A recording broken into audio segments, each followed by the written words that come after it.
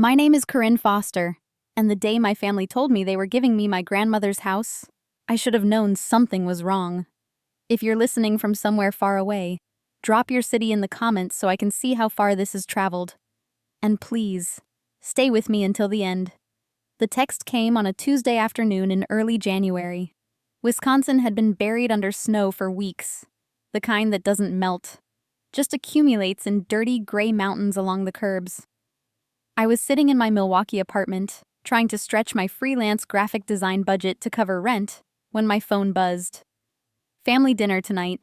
Important news. 6 p.m. sharp. Eris. I stared at that message for a full minute. Eris never used the word family. It was always we, or your father and I, or more often, just a curt instruction with no warmth attached. And she certainly never invited me to dinner anymore. Not since the funeral. My grandmother Eleanor had died 6 months earlier, after 5 months of hospice care that had drained every penny I had saved. $18,000. Gone. I'd held her hand through every difficult night, changed her sheets, read to her when the pain medication made her confused. I was the only one who showed up consistently. Eris visited twice. Stellan, my father, came once a week, always looking like he'd rather be anywhere else.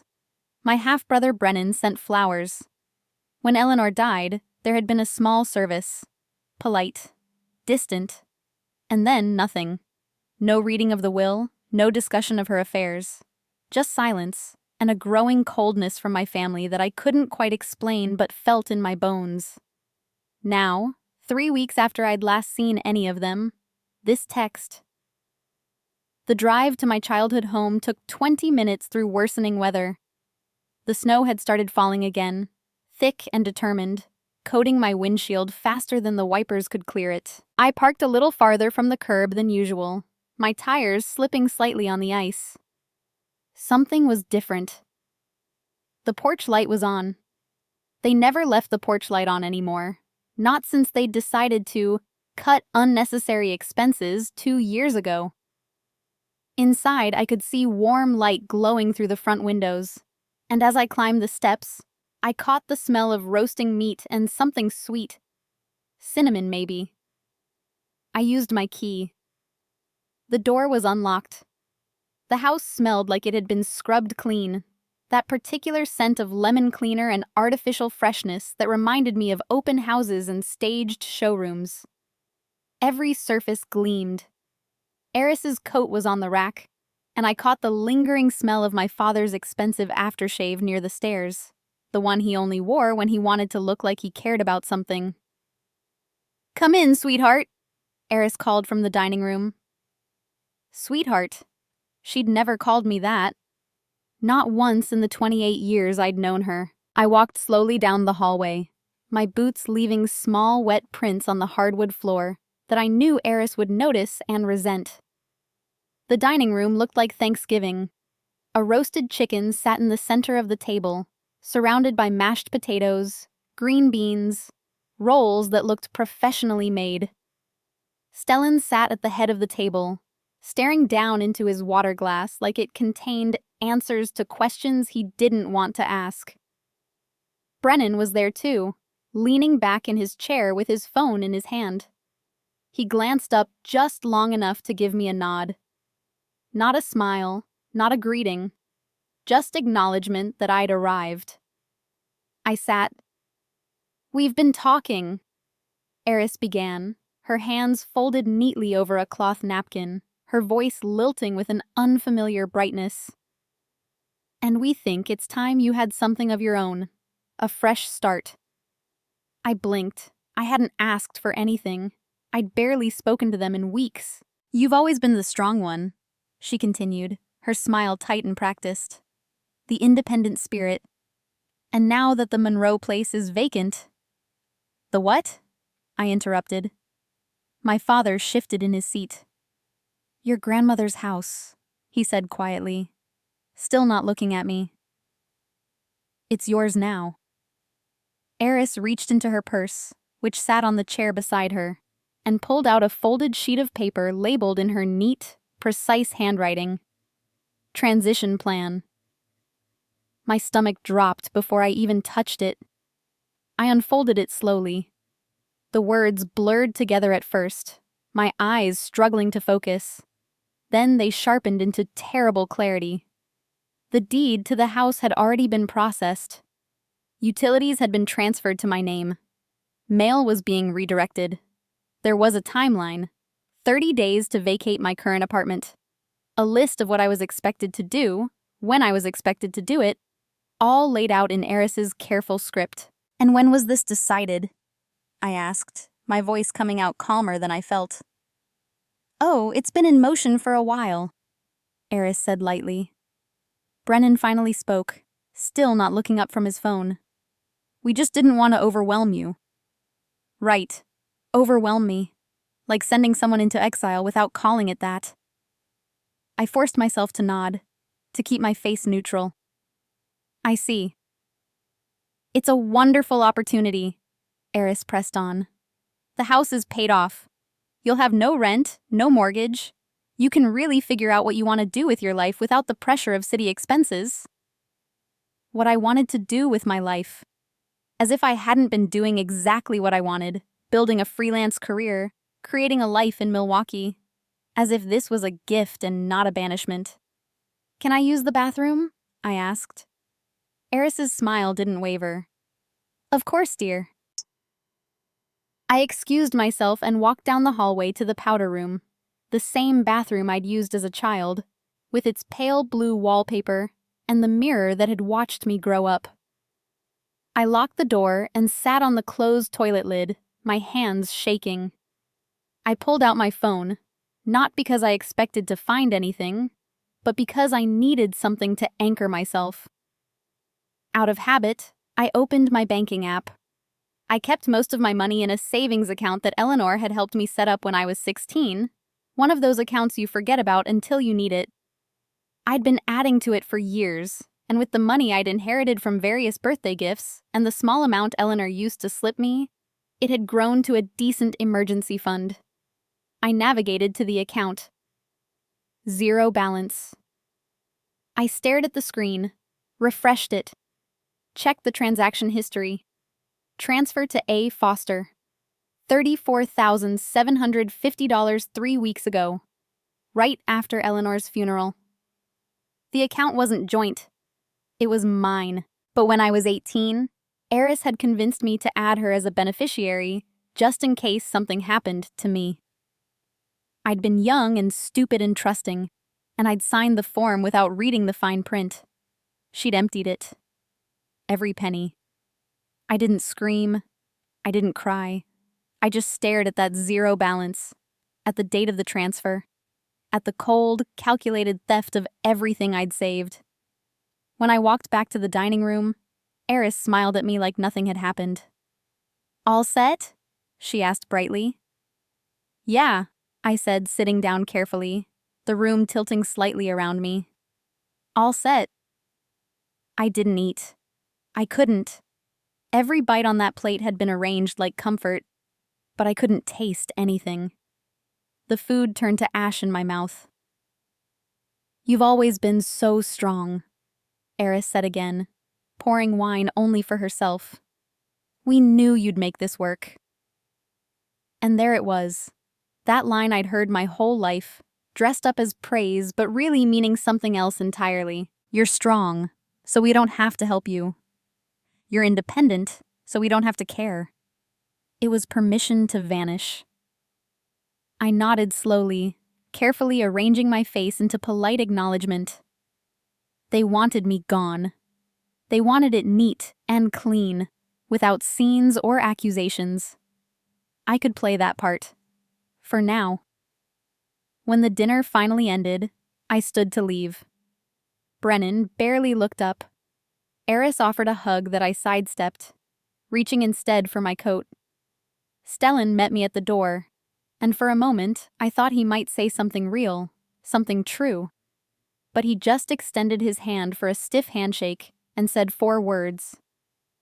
"Let us know you're safe."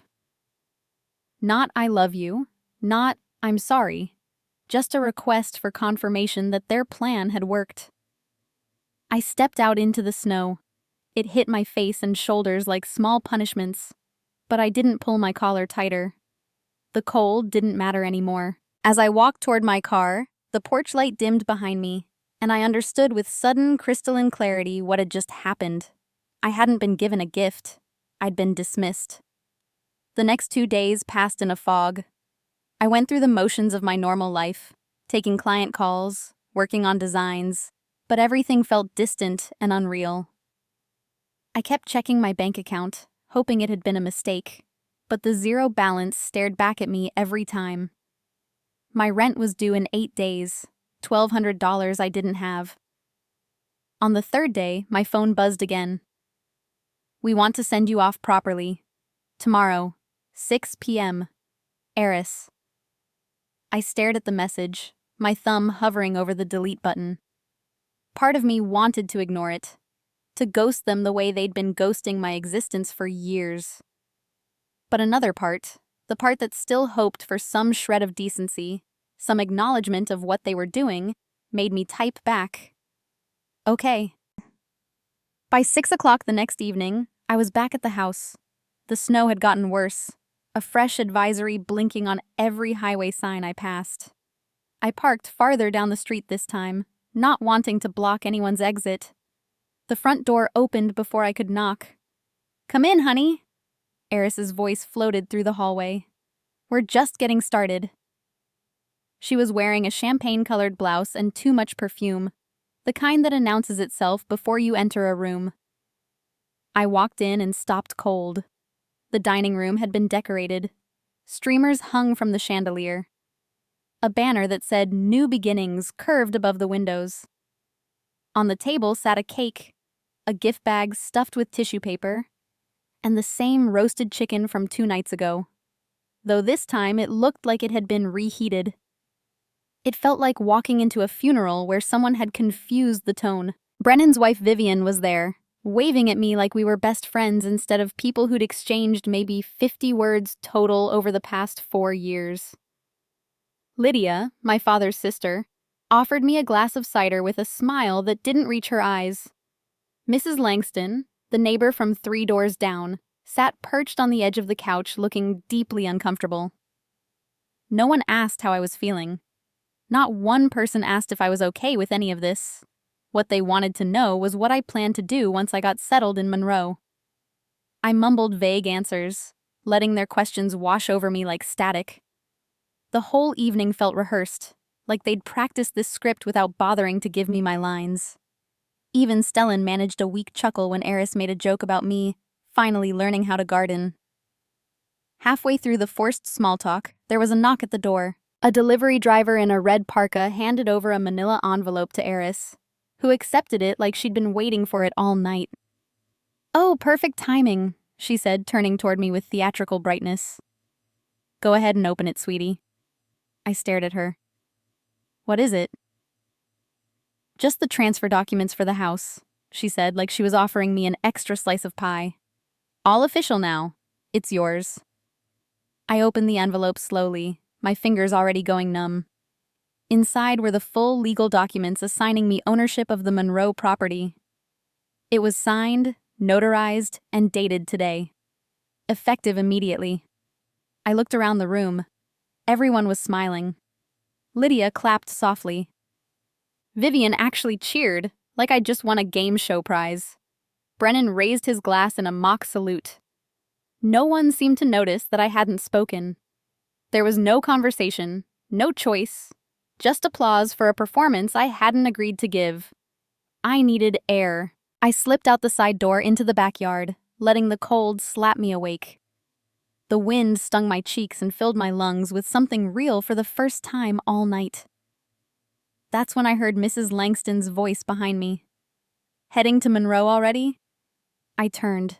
She was bundled in a wool coat, her snow boots crusted with salt, her breath forming small clouds in the frigid air. "Just needed a minute," I managed. She smiled gently, sadly. "I always thought that house was yours all along. Your grandma told me it was settled years ago." My spine stiffened. She did? Oh, yes, Mrs. Langston said with a slow nod. Said she left it to you directly. Said you'd understand why. I couldn't respond. My throat had closed up. There's something you should know, she continued, lowering her voice and glancing back at the house. Eleanor came to me about 2 years ago. She was worried. Said she'd found out Eris was forging her signature on some documents. What? The word came out sharper than I intended. Mrs. Langston reached into her coat pocket and pulled out a sealed envelope. She gave me this. Said to give it to you only if they tried to take the house away from you. I took the envelope with shaking hands. It was addressed to me in Eleanor's familiar, slanting script. She changed her will about 18 months before she passed, Mrs. Langston said quietly. Didn't tell anyone. But she told me there was a lawyer, Theodore Whitmore. Said he'd have the real will when the time came. The real will? I echoed. The one that Eris doesn't know about, she said. The one that says what Eleanor actually wanted. We stood there in the snow, the party continuing inside without us, and I felt something shift in my chest. Not hope exactly, but something harder, something angrier. Don't open it yet, Mrs. Langston advised, nodding at the envelope. Wait until you're somewhere safe, somewhere she can't see your reaction.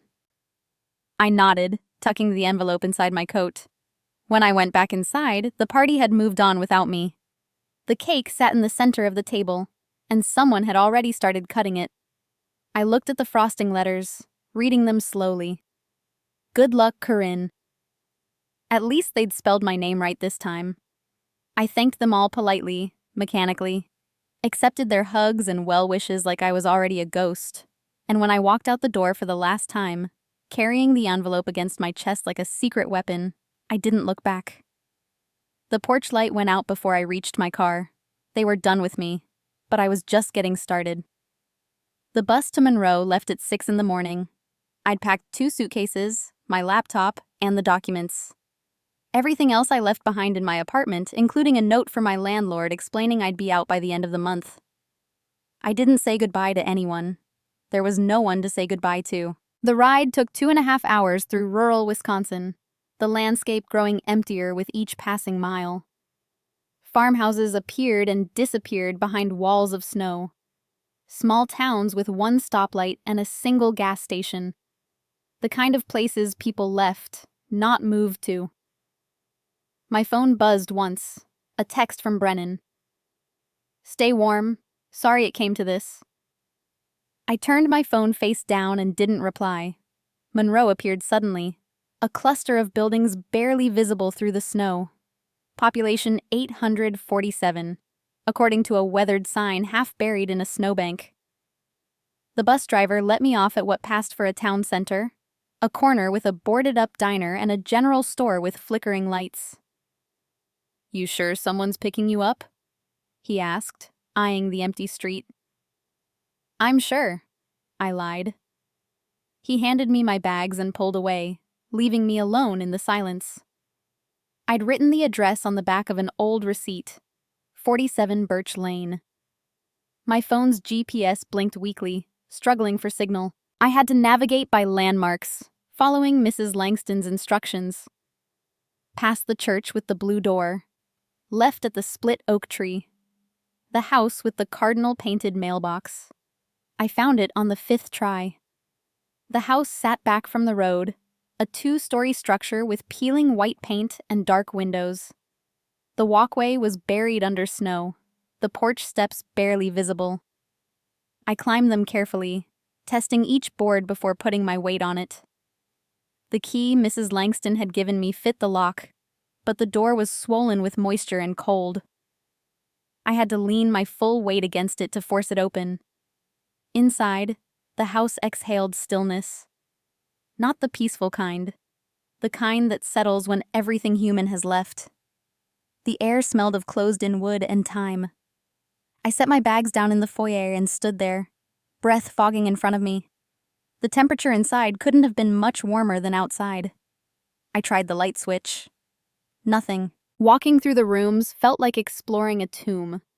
The furniture was covered with white sheets, giving everything a ghostly quality. In the kitchen, the cabinets hung slightly ajar, their contents removed. The refrigerator door stood open, empty, its cord unplugged and coiled on the floor. Someone had prepared this house, but not for living, for abandonment. I checked the thermostat in the hallway. It was set to 45 degrees, just warm enough to keep the pipes from bursting, but far too cold for human habitation. I turned it up to 65 and heard nothing. No click of ignition, no rumble of a furnace coming to life. Just silence. The heating oil tank sat in a corner of the pantry. I crouched down to check it, expecting to find it empty, but the gauge showed 3/4 full. There was fuel. So why wasn't the heat working? I grabbed a flashlight from my bag and made my way to the basement. The stairs creaked under my weight, protesting years of disuse. The furnace sat in the far corner, a hulking metal beast that looked older than I was. I examined it carefully, running the flashlight beam over every surface. The oil line was connected. The tank was full. The pilot light was out, which made sense if no one had used it in months. But when I looked closer at the ignition system, I saw something that made my stomach clench. The wires had been disconnected. Not broken, not corroded. Deliberately disconnected. The ends were clean, recently handled. And lying on the floor next to the furnace was a receipt, partially crumpled, dated 6 days ago. Furnace service. Monroe Heating and Cooling, $85. Someone had paid to have this furnace sabotaged. I stood there in the dark basement, the cold seeping through my coat, and felt something crystallize inside me. This wasn't neglect. This wasn't an old house falling into disrepair. This was intentional. They wanted me to fail. They wanted me to come here, find the house uninhabitable, and give up. Sell it back to them for nothing, or just walk away and let them claim it. I climbed back upstairs, found a toolbox in the hall closet, and returned to the furnace. It took me 20 minutes of fumbling in the dim light, my fingers stiff with cold, but I managed to reconnect the ignition wires. I'd watched Eleanor do basic repairs around her old house enough times to have a rough idea of what went where. When I pressed the reset button, the furnace coughed once, twice, then roared to life with a sound like thunder. Heat began to flow through the vents. I sat on the basement floor and laughed, not because anything was funny, but because the alternative was screaming.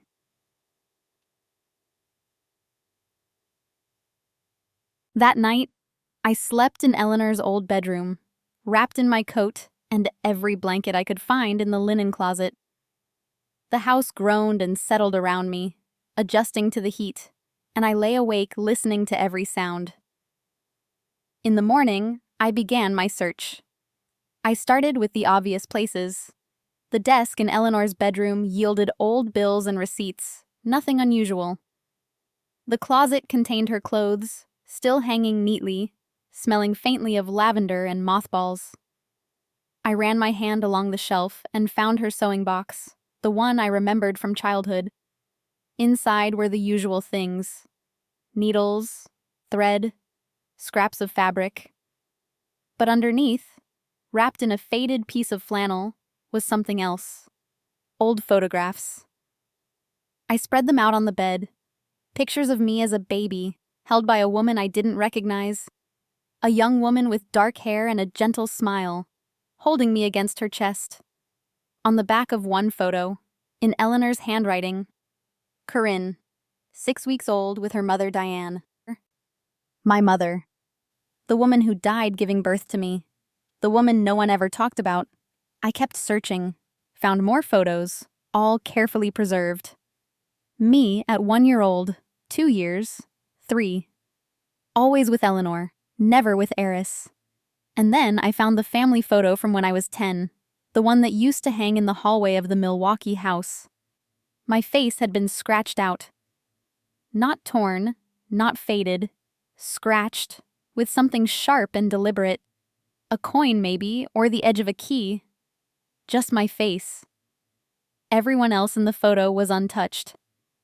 On the back, in Eris's handwriting, Family Christmas 2006, AF. 2 months after the photo was taken, she'd defaced it and hidden it here. I sat on the edge of the bed, holding that photo, and felt 28 years of confusion suddenly make terrible sense. A knock at the door startled me out of my thoughts. I checked my phone. 2 in the afternoon. I'd been searching for hours. Through the front window, I saw an older woman standing on the porch, bundled in a thick coat, holding a casserole dish wrapped in aluminum foil. I opened the door cautiously. "You must be Corinne," she said, her face kind and weathered. "I'm Dorothy Brennan, from across the field. Saw smoke from your chimney yesterday and figured Eleanor's granddaughter had finally come home." I didn't know what to say. "Yes, I just arrived." "I brought you some food," she said, holding out the casserole. "And I've got firewood if you need it. Space heater, too, if that old furnace isn't keeping up." The kindness in her voice nearly broke me. "Thank you," I managed, taking the dish. It was still warm. Dorothy smiled. "Eleanor told me about you. Talked about you all the time, especially toward the end. Said you were the only one who really saw her." My throat tightened. "She fixed this place up for you, you know," Dorothy continued. "About 2 years ago, she had a new roof put on. Got the electrical rewired, replaced the water heater. Spent a good $40,000 making sure this house would be ready when you needed it." $40,000. While Eris was telling everyone that Eleanor had no money, that the estate was barely enough to cover funeral costs. Eleanor had been pouring her savings into this house. For me. "She knew," Dorothy said softly, seeing something in my face. "She knew they'd try to push you out. That's why she made sure you'd have somewhere to land." "Did someone come here?" I asked suddenly. "A few months ago? A woman, maybe asking about the house?" Dorothy's expression darkened. "Your stepmother came by in October. Asked a lot of questions about property values, about whether Eleanor had updated her will. I didn't tell her anything, but she wasn't happy when she left. Had that look people get when they don't get what they want." October. 2 months before Eleanor died. Eris had been planning this for a long time. That evening, after Dorothy left, I finally opened the envelope Mrs. Langston had given me. My hands shook as I unfolded the letter inside. Eleanor's handwriting, slightly shakier than I remembered, but unmistakably hers. "My dearest Corinne, if you're reading this, they tried to erase you. I'm so sorry I couldn't stop them while I was still here. I've hidden the real will in the house. Look where we used to hide your birthday presents when you were little. Do you remember? You always found them too early. Trust Theodore Whitmore. He's the only one who knows everything. The house is yours. Everything I have is yours. Don't let them steal what I built for you. You were the daughter I always wanted. You were the light in my darkest days. All my love, Grandma Eleanor." I read it 3 times, tears blurring the words. Birthday presents. We used to hide them in the basement storage room, behind a loose brick in the wall. I'd found them every single year, and Eleanor had pretended to be surprised. I grabbed the flashlight and ran downstairs. The storage room was at the far end of the basement, past the furnace. The door stuck, and I had to wrench it open. Inside were old boxes, Christmas decorations, and against the far wall, the brick facade that Eleanor had always said was decorative. I found the loose brick on the 3rd try. It slid out easily, like it had been moved recently.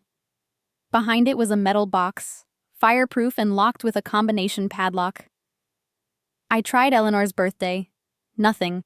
My birthday. Nothing. Then I tried the date Diane, my mother, had died. The date I was born. The lock clicked open. Inside the box were documents. So many documents.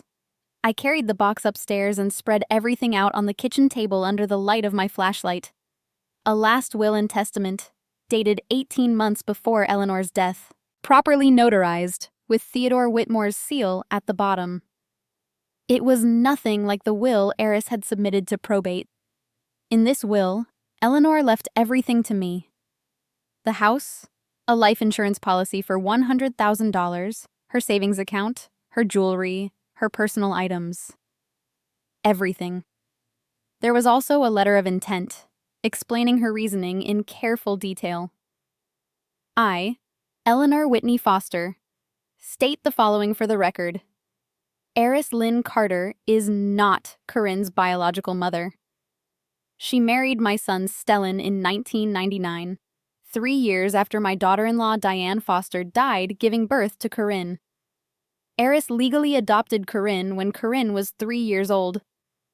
I supported this adoption because I believed it would give Corinne a stable family. I was wrong. I have witnessed Eris emotionally abuse Corinne since childhood. She has diminished Corinne's accomplishments, isolated her from family gatherings, and systematically erased her from family history. My son Stellan has allowed this to happen. He is too weak to protect his own daughter.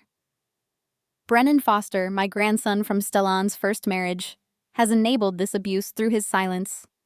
This is why I leave my entire estate to Corinne. She is my blood. She is my legacy. She cared for me when no one else would. Eris Carter. Foster has no legal claim to my estate and should receive nothing.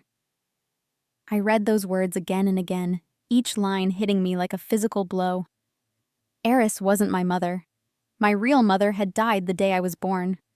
Eleanor was my maternal grandmother, connected to me through the woman I'd never met, the woman whose name no one ever spoke. Everything I'd believed about my family was a lie. I found more documents in the box.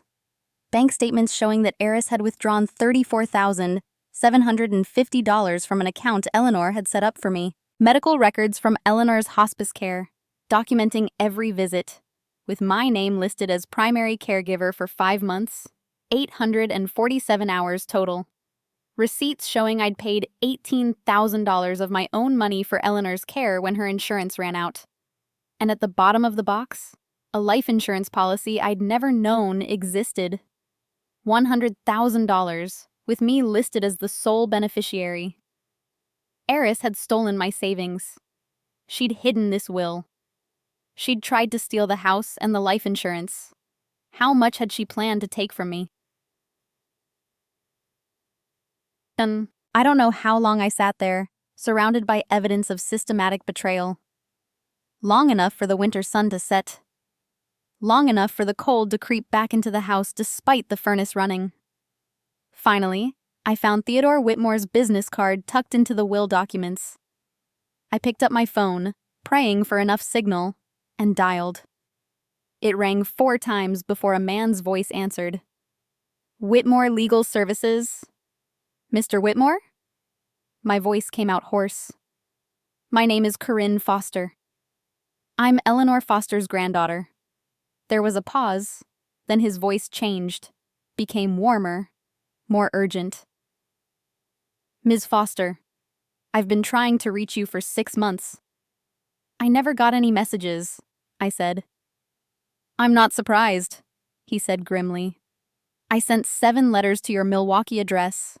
All came back marked, moved, no forwarding address. Eris had intercepted my mail. I found the will, I told him. The real one, in the house. Thank God, he breathed. Ms. Foster, I need you to listen carefully. The will that was submitted to probate court is a forgery. I've been contesting it since November, but the courts move slowly. We have a hearing scheduled for mid-February. She forged it? My hands were shaking. The signature doesn't match any of Eleanor's known signatures. I have handwriting experts ready to testify, but I needed you to come forward, to show up. Without you, they could claim the estate by default. What do I need to do? Keep those documents safe. Don't tell anyone you have them, especially not Eris. Let her think you're defeated, and show up to the hearing on February 15th. Can you do that? Yes, I said. I'll be there. Good.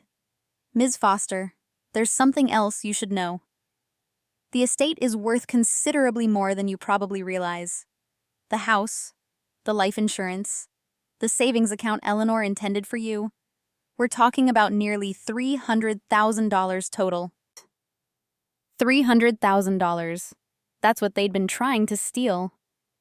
After I hung up with Whitmore, I sat in the dark kitchen for a long time. Outside, snow began to fall again, soft and silent. The house creaked and settled around me, but it didn't feel hostile anymore. It felt like Eleanor was there, whispering, "I've got you." I gathered all the documents carefully and returned them to the metal box.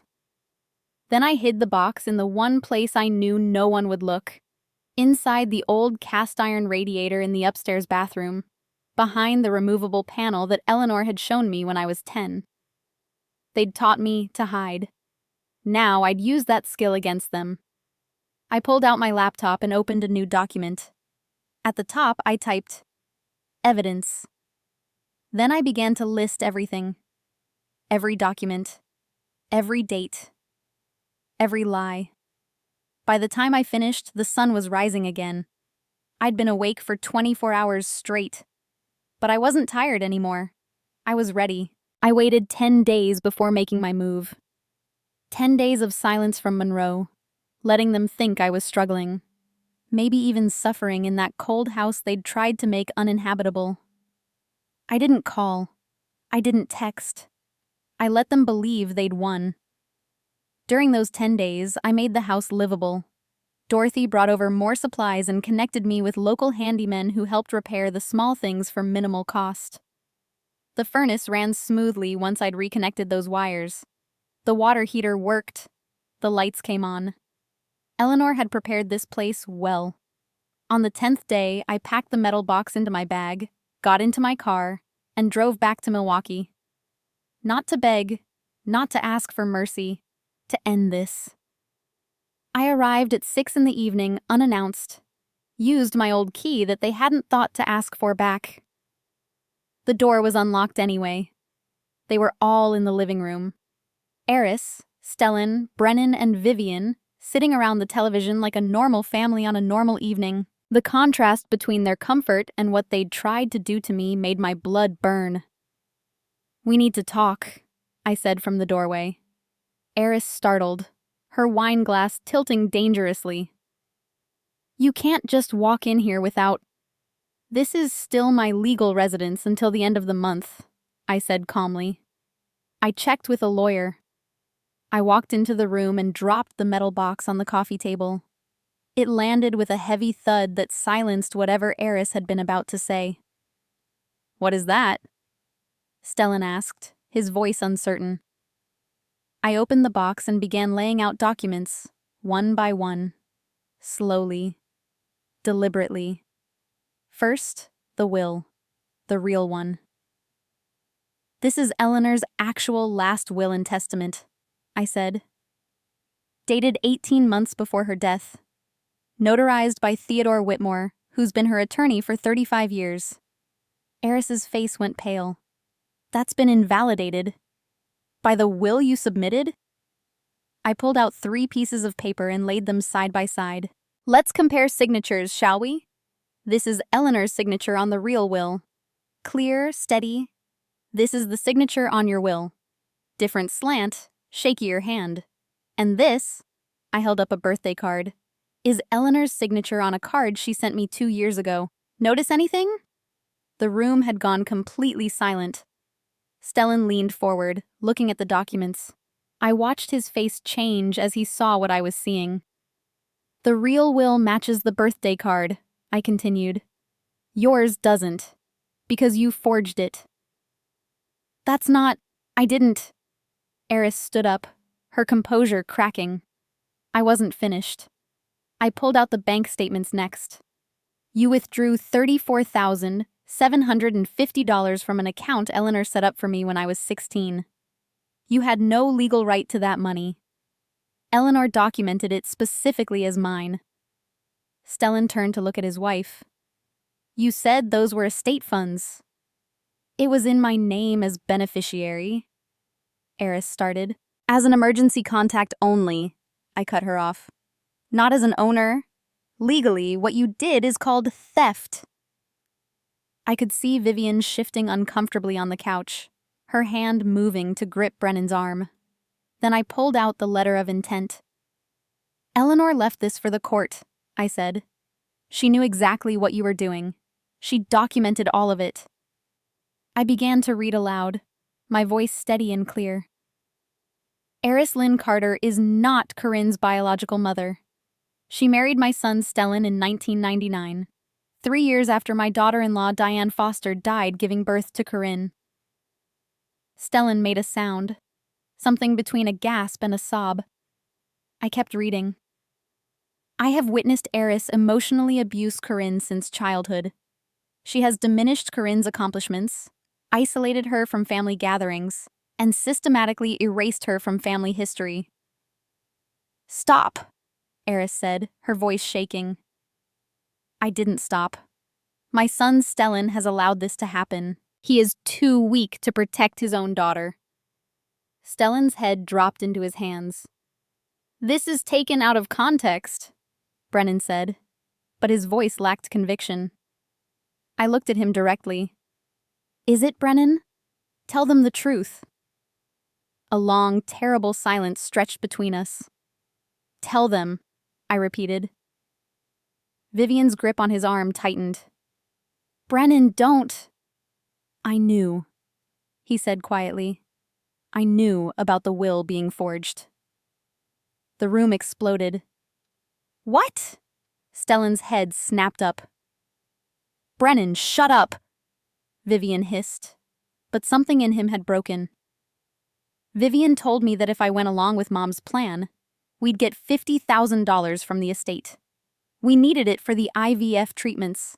They cost $30,000, and we'd already gone through our savings, and I thought Corinne wouldn't really need it, that she was young and could make her own way, and...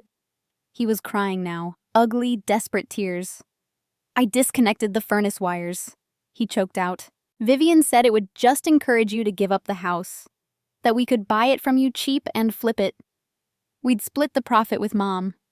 I'm sorry, I'm so sorry. I was desperate and weak, and I convinced myself it was okay because she made it easy for you, I finished. Because blaming me was easier than admitting what you were doing.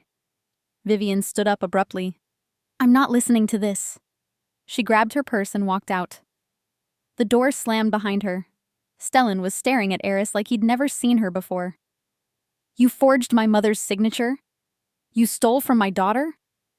She was going to leave everything to her, Eris said, her voice rising with anger. Everything. What about my sacrifice? I raised her when her own mother couldn't. I fed her, clothed her, gave her a home. And Eleanor was just going to cut me out completely? After everything I did? You resented me, I said quietly. Every single day of my life, you resented me for existing. You were supposed to be temporary, Eris spat. And there it was. The truth she'd never said out loud. Stellan said it would just be until he got back on his feet after Diane died. But you were always there, always needing something, always taking attention that should have been mine. You ruined everything. The silence that followed was absolute. Stellan stood up slowly. Get out, he said to Eris. What? Get out of my house.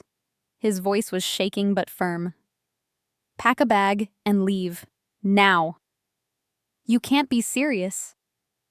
I should have protected her, Stellan said, and he was crying too now. I should have protected my daughter, and instead I let you torture her for 28 years. Get out. Eris looked around the room, seeking an ally and finding none. Then she grabbed her coat and left without another word. Brennan sat on the couch, his face in his hands, still crying. Stellan turned to me. I don't expect forgiveness. I know, I said. Your mother, Diane, was the love of my life. When she died giving birth to you, I blamed you. For years, I blamed a baby for something that wasn't your fault. And when Eris came along and made it easy to keep blaming you, I let her. I was a coward. Yes, I agreed. You were. He flinched like I'd hit him. I needed a father, I said. You gave me a stranger. I don't hate you, but I can't have you in my life. I packed the documents back into the box and stood to leave. The hearing is February 15th, I said. I'll see you in court. I walked out, and this time I took my key with me. The probate court hearing fell on a Tuesday, one of those brutally cold February days where the sky seems too white and the air cuts through every layer of clothing. Theodore Whitmore met me outside the courthouse, a tall man in his 60s with kind eyes and a firm handshake. You ready? He asked. I'm ready. The courtroom was smaller than I expected. Eris sat on one side with her lawyer, a sharp-faced woman in an expensive suit. Stellan wasn't there.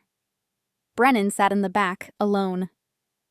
The judge, a woman with silver hair and reading glasses, reviewed both wills in silence for what felt like an eternity. Eris's lawyer spoke first. Your Honor, Mrs. Foster was under considerable stress in the months before her death. The earlier will was created when she was not of sound mind. I have video evidence to the contrary, Whitmore interrupted calmly. The judge looked up. Video? Mrs. Eleanor Foster gave me permission to record her statement when she signed the will 18 months before her death. It's standard practice for contested estates. He set up a laptop, and the courtroom went quiet as Eleanor's face appeared on the screen. She looked tired, but lucid, sitting in Whitmore's office with the date stamp clearly visible in the corner. I am Eleanor Whitney Foster, she said clearly. I am of sound mind and body. I am making this statement of my own free will, with no coercion or pressure from anyone. She looked directly into the camera, and I felt tears start to fall. I am leaving my entire estate to my granddaughter, Corinne Foster. The house in Monroe, my life insurance policy, my savings, all of it.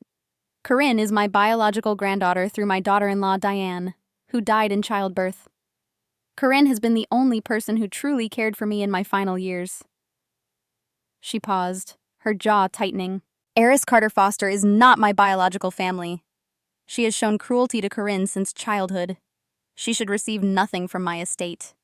This is my final will and testament. The video ended. The judge removed her glasses and looked at Eris's lawyer. Do you have a response to this? The lawyer had none. It took the judge less than 5 minutes to render her decision. The real will was valid. The forged will was dismissed. I was the legal heir to Eleanor's entire estate. Eris was ordered to return the stolen funds with interest. The judge also recommended that the district attorney investigate the forgery for possible criminal charges. Eris stood up and walked out without looking at me. Brennan caught me outside the courthouse. I know you don't want to talk to me, he said quickly, but I needed to say I'm sorry. Vivian left me, filed for divorce last week, and I deserve it. I deserve all of it. Yes, I said simply.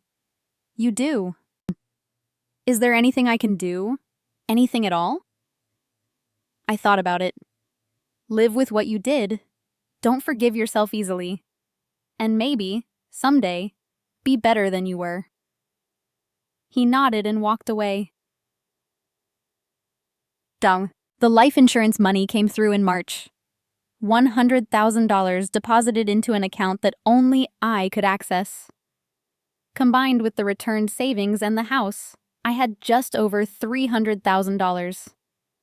I sat in Eleanor's kitchen, now my kitchen, and thought about what to do with it. I could sell everything, move to a new city, start completely fresh. Or I could stay. I walked through Monroe that afternoon, really seeing it for the first time. The boarded-up library, the closed community center, the families struggling, the elderly with nowhere to gather, the children with nowhere safe to play after school. Dorothy had mentioned that the town lost its community center 5 years ago to budget cuts. Since then, Monroe had been slowly dying. That's when I knew what Eleanor would want me to do. I used the money to renovate the house completely. The first floor became a free library and community kitchen. The second floor was converted into space for after-school programs. The basement became a food pantry. I created the Eleanor Whitney Foundation with the life insurance money, enough to fund operations for at least 5 years. On the first day of April, we opened the doors. I hung a sign outside. Eleanor Whitney Community House free books, warm meals, open hearts. In memory of a grandmother who taught me that home is what you build, not what you're given. 47 people came that first day. Dorothy brought pie. Pastor Graham from the local church led a blessing. Children ran through the library, picking out books with wonder in their eyes. Elderly neighbors sat in the kitchen, drinking coffee and sharing stories about Eleanor. Mrs. Langston found me in the crowd and hugged me tight. Eleanor would be so proud, she whispered. This is what she wanted, I said. A place where no one gets erased. Soon. 1 year later, I sat at Eleanor's old writing desk, now positioned by the window overlooking the front yard where children were playing on the community playground we'd built in the fall. The community house served over 120 families now. The daily meal program fed 40 people. 15 children came to the after-school program. And I taught art classes twice a week, using my graphic design skills to help others find their voices. I opened my journal and began to write. A year ago, they tried to erase me. They took my money, my history, my place in their lives. They gave me a house and called it love. They planned my disappearance like a project with checkboxes. But you can't erase someone who knows their worth. Eleanor didn't leave me a house. She left me proof that I mattered. She left me permission to exist loudly. She left me the tools to build something they could never destroy. I don't talk to Stellan. I don't talk to Eris. Brennan sends Christmas cards. I don't respond, but I don't throw them away either. I'm not waiting for apologies. I'm not waiting for them to realize what they lost. I'm just here. Building, healing, becoming. This house isn't mine. It's ours. Every person who walks through that door owns a piece of it. Every story shared in the library adds to its foundation. Every meal served in the kitchen makes it stronger. They wanted me to disappear into Monroe. Instead, I became part of its heartbeat. That's the greatest victory. Turning their weapon into my gift. Turning their exile into my purpose. Turning their cruelty into my compassion. I am Corinne Foster, daughter of Diane, granddaughter of Eleanor, builder of communities, keeper of stories. I am not erased. I am essential, and I chose this. I closed the journal and looked out the window. Snow was falling gently, not attacking anymore, just touching the earth with quiet grace. Dorothy was walking over with what looked like another casserole. The children were building a snowman in the front yard. The doorbell rang. I opened it to find a woman about my age, holding the hand of a small girl, both of them looking exhausted and afraid. I heard this is a safe place, the woman said quietly. We just left a bad situation. I didn't know where else to go. I stepped aside and opened the door wider. Come in, I said. You're home now. If you've ever been erased by people who should have protected you, if you've ever been called too much or not enough, If you've ever been given a gift that felt like a curse, I want you to know something. Your worth is not determined by who claims you. Your value is not measured by who remembers you. Your home is not where they put you. It's where you plant yourself. You don't need their validation. You don't need their apology. You don't need their permission to exist. What you need is one person who sees you. One truth you hold on to. One choice to build instead of break. They can take your money. They can take your history. They can take your name off their lips. But they can't take your ability to choose what happens next. I didn't win by destroying them. I won by building something they could never imagine. I didn't get revenge. I got free. And freedom looks like a library full of voices they tried to silence. A table full of people they said didn't matter. A home full of belonging they said I didn't deserve. To the person listening who feels invisible, you're not. I see you. To the person who is erased, you're not gone, you're becoming. And to the people who tried to make me disappear, thank you. You gave me the greatest gift, the chance to prove that I didn't need you to matter. I mattered all along. I just needed to remember. Thank you for staying with me through this story. If it touched you, if you saw yourself in any part of it, please leave a comment. Tell me what they tried to take from you and what you built instead. Your story matters. Your voice matters. You matter. And if you haven't already, please subscribe to this channel. I'll keep telling stories of people who refused to be erased, who chose to build when the world tried to break them, who found home in the most unexpected places. This is Corinne Foster, and I'm not going anywhere.